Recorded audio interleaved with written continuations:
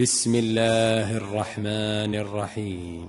لا أقسم بهذا البلد وأنت حل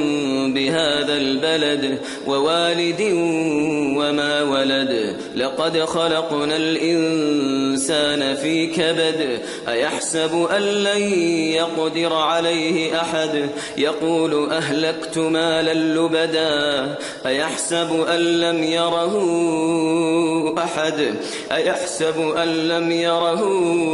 أحد ألم نجعل له عينين ولسانا وشفتين وهديناه النجدين فلاقتحم العقبة وما أدراك ما العقبة فك رقبة أو إطعام في يوم ذي مسغبة يتيما ذا مقربة أو مسكينا ذا متربة ثم كان من الذين آمنوا وتواصوا بالصبر وتواصوا بالمرحمة أولئك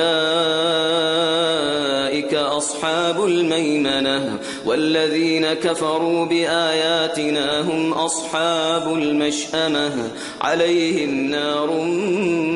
مؤصدة.